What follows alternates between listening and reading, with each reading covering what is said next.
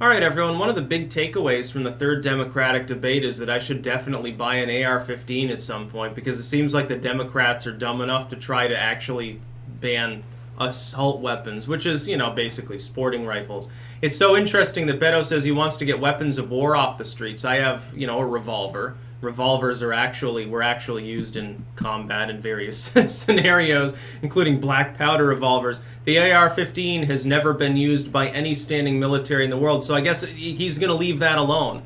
AR-15, 100-round drum, fucking a Gatling crank, and everything else on this up. Have a nice little tripod for it. It'll basically be like a little a Gatling gun stand.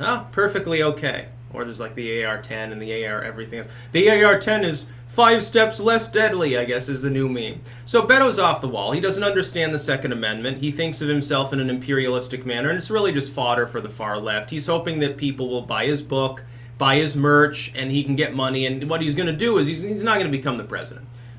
He knows this. He's not that dumb. He's hoping to raise a lot of money by his banter. And what he'll do is he won't spend it all. He'll roll it over into his next campaign. That'll probably be for a Senate seat or a gubernatorial run or something. That's what he'll hope for. He's hoping that his Texas argument, this is the going prediction among the left, they're hoping Texas will go blue. Beto wants to wait in the wings and become governor or become a senator or something from Texas. That's what he wants. He wants to fundamentally transform the state, which is funny because didn't Texas just legalize like brass knuckles and stuff like that? Like you can carry brass knuckles and shit now? At tasers, I think, were legalized, or was it knives or something? They legalized broadswords a while back. I, by the way, strongly support this. Here's the thing. Beto O'Rourke then, he says, yeah, no, hell yeah, we're going to take your AR-15s and AK-47s, which isn't going to happen.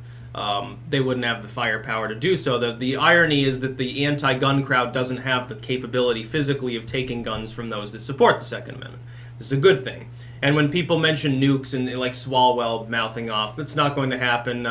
You're basically saying that in order to prevent some shootings, we're going to commit nuclear genocide on the U.S. population. That's considered acceptable parlance. This is the left, everyone. Keep that in mind. But then he showed an ignorance of the First Amendment, too, because another representative said, well, my AR-15 is ready for you, Beto. It's a Republican colleague. And Beto responded, well, this is a threat. You shouldn't be able to own an AR-15, and neither should anybody else. So, I mean, the left right now, by the way, is actually crucifying Beto. Because what he's done is give fodder to people like me who support the Second Amendment.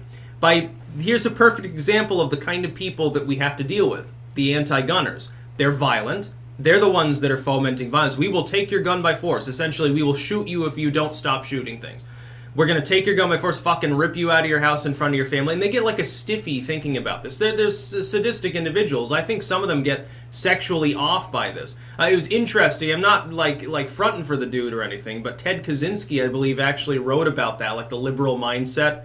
Like their weakness, their inability to exercise their own physical power because they tend to be more physically diminutive, weak, effete, and so forth. Because of that fact, they rely upon like state power to try to abuse others, and it gets them off in some way. I can see that. Yeah, I think I agree with that assessment. Maybe not most of Kaczynski's words, but that part of it seems to make some degree of sense. There's a level of sexuality to their cuckoldry, actually, sometimes. It's actually a little bit odd. It's like, you can almost think of themselves like soiling themselves lasciviously, thinking about like, what other people are doing, like true pearl clutchers. Like they almost get off on their own gossip. It's really weird. I believe fart sniffers is also another terminology used for people like the busybodies. They can't fucking shut up and leave other people alone. They're weak. They wouldn't know how to use a gun, so they don't want you to know how to use one. It makes them feel threatened. Well, fuck you. Who cares if you feel threatened? So Beto construes this as a threat. Goes crazy on Twitter. Oh my god, this is a threat. You shouldn't be able to own an AR-15. Now, of course, you're alienating every fucking gun owner in the country at that point. Because he's going so far over the fucking top. The left starts attacking Beto, which is the funniest thing I've ever heard. Like the neoliberal left, anyway. And, of course, this is the schismatic nature of the Dems. And people are pointing out there's no credible threat, saying that your AR-15 is ready. What does that mean? Oh, yeah, come and take it. Yeah, here's my AR-15. If Beto were nuts enough to, like, say to the FBI or the feds or something, be like, oh, this dude made a threat to me, and the cops show up, he'll say, oh yeah, I'm telling him that my AR-15 is ready, he can come and take it. Yeah, I'm willing to be disarmed. You know, I mean, it'd be a cop-out. It's not actually what's meant. It is kind of a dog whistle, but it's not a credible threat. Perfectly protected by the First Amendment. Yes, you can say something of that nature. Sometimes allusions to violence, if interpreted in the literal sense, don't rise to the level of a credible threat. There's nothing credible about it, and it's not actually a stated threat at all. My AR-15 is ready. It's like when you say, come and take it. It's like when I go onto Beto's status and I say, come and take it. I'm not threatening him. All I'm saying is, come and take it, in the most explicit sense. Arrive at this location, seize my weapon, and leave. That's what I'm telling him to do. It's not a criminal threat in any way, shape, or form. And by the way, if anyone were to try to prosecute a person, they'd get laughed out of court, if that were the basis of the case. So this dude wants to be the president. So, in other words, like 1 million Democrats want this to be the nominee. He wants to be the president. He doesn't understand the Second Amendment. He doesn't understand the First Amendment. By the way, in the process of confiscating weapons, you'd inevitably run afoul of the Fourth and 10th as well. Absolutely you would. The states would argue that the federal government has no particular supremacy on the issue. Partially rightful, in some ways you could construe it. You'd have to go door to door, and yeah, you'd have to do some smash and grab at the policing level. By the way, so many police would get shot in the commission of such an unconstitutional move that eventually they'd all just quit. So yeah, essentially Beto wants to usher in anarchism temporarily while his own supporters get destroyed by the people who are actually armed, bringing their weapons up out of their burlap sacks from their potato fields and going to war with one another. That's what would happen. It's never going to happen. It's funny because even people on the left, like, you talk to them and you're like, well, you know, Beto's really making you look like shit, which he is. Oh yeah, basically the issue has been completely settled. We're never going to get rid of assault weapons now. Now, there's assault weapons, that's a vacuous, meaningless term. No, you're not going to get rid of them. There's a demand for them. They're not weapons of war. They're specifically to be used for self-defense, hunting, or whatever else you want to fucking use them for. It's the right of the people to keep and bear arms. Not the right of an organized militia like a military. When the Second Amendment was penned, there was no standing military to be penned about. There was no militia in the sense of a raised, standard-bearing, paid professional military in the United States. Didn't exist. Didn't exist for some years thereafter when they began forming the rudiments of what would become the Navy and Marines. I believe the Navy comes first, if I remember correctly. I know, obviously it wasn't the Air Force. Imagine, like, you know, weaponized hot air balloons as the first Continental Army. No, the militia at the time were civilians who owned weapons and got together, mustered, drilled together, and then went off to fight. That's the militia. Citizens are the militia, people capable of keeping and bearing arms. When they passed women's suffrage, the militia began to extend to women. When slavery was ended and blacks became citizens, people who were non-white, they became part of the militia. By the way, if you lower the voting age to 18, people who are 16 and 17 become part of the militia. As we fight aging, fight Alzheimer's, maybe people who are over 50 become part of the militia. We'll probably have to have some sort of battle about that in the future. What about robots, androids, shit like that? Who fucking knows? You know, people start putting cyborg implants in. What about if they become 51% non-organic matter? Do they still have Second Amendment rights? There will probably be a constitutional battle over it. By the way, I preemptively say yes, they should have the same rights. I dream of a day of synth production. I dream of a day of Fallout. You know, Beto doesn't know what he's talking about. He's just giving fodder to people like me anyway, because we can point out how wrong he is. Look up the AR-15. Tell me what military has ever utilized the AR-15 and get back to me. It's never happened. And even if it was, it wouldn't matter. We've got weapons of war on our streets. There are people with revolvers that were used by the U.S. military on our streets.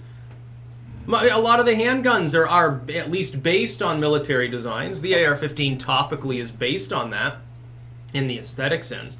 But the idea that a gun has a detachable magazine that holds more than 10 bullets and a pistol grip, it magically becomes a totally different class of weapon is totally wrong, number one, and totally insane, number two, and makes no sense. You can drill a piece of metal onto your hunting rifle, and if it accepts a magazine at all, yeah, you could make a modified magazine. Does that magically make it into an assault rifle? It's the same fucking weapon. It just holds more bullets before you have to disengage the magazine and put another one on. People saying, "Woo, if we only didn't have high-capacity magazines, the Las Vegas shooter couldn't have killed as many people." I call bullshit. I think that he could. If he had any finesse at all, yeah, changing out those magazines. He had, like, how long did it take him to break down his door and kill him? How many fucking minutes did he have of non-stop shooting? I think he ran out of bullets and then killed himself. Anyway, he would have run out of bullets anyway. He had plenty of time. He barricaded himself in his room. Fucking don't lecturing me on guns coming from people who don't even own any. If you don't know anything about firearms, then you shouldn't even talk about it. It's like when people say, well, you don't have a womb, don't talk about abortion. By the way, agreed. Yeah, abortion should be safe and legal. Well, if you don't have a firearm, if you've never encountered one of these weapons, you don't know what a magazine is or what a clip is. You don't know anything. You don't know what a pistol grip is. You don't know what you don't know anything. You don't know the difference between the different types of ammunition. You couldn't explain the purpose of a hollow point or anything. I mean, if I were to show you a shotgun, I could probably convince you that was the AR-15. Oh, look, I've got an AR-15. I'm holding up like a double-barreled shotgun or something. There would be people, because they're so clueless, they'd say, "Oh my God, it's scary. Why do you have that evil weapon of war?" By the way, shotguns actually have been used in war. As far as I know, there's never been an engagement in which a standing military took up a bunch of non-automatic AR-15s and started utilizing them. Yeah, great for self-defense, but I mean, you know, when you're trying to go up against tanks and stuff like that, no, it wouldn't work very well. You know, you'd have to use sabotage, which, you know, is the whole point. The U.S. military, by the way, is not going to side with you, Beto. Let's say you become president and start confiscating shit. The entire upper brass will quit. They'll resign. They'll go on TV and say that people shouldn't even listen to you, and you'll get impeached and removed from office as the tyrant you are. So fuck off. Again, echoing some of our politicians, come and take it. You know, you say it'll be easy. People will voluntarily give their guns up if you just pay them. Okay, try it. How much are you going to pay? How much are you going to raise taxes? What about for people like me who pay a lot of taxes anyway? So we're buying our own weapons but losing possession of them or something? What about the ammo? Are you going to buy that back? What if someone takes, riddle me this, what if they take a metal pipe, they thread it, they take a bunch of metal pipes, shove wedges of wood on them that under legal classifications would turn it into assault weapons? Pistol grip and an expanding stock, I believe, just those two things alone make it an assault weapon under certain state laws. So you're saying I can take a metal pipe with a pin on the end, a rudimentary triggering mechanism, drill two pieces of wood onto it, and I can get whatever the going rate is that you're willing to pay for an AR-15. Because I'll go to California and I'll get rich. I'll have a whole goddamn fucking truck. I'll have a semi completely filled with these. Let you buy them back. I'll get rich. How much money are you going to give me? It'd be like, what, 100 grand or something I could probably get? For a bunch of pieces of scrap metal with chunks of undifferentiated plywood drilled into the side? Yeah, okay. Yeah, I make like $500 an hour at my job. This is really simple, setting up to bilk the state of California. They'll be all the rage. Really, really funny. That's about all. By the way, disclaimer, I'm not telling you to actually do something like that. Might be illegal. I don't know. That's about all. Peace out.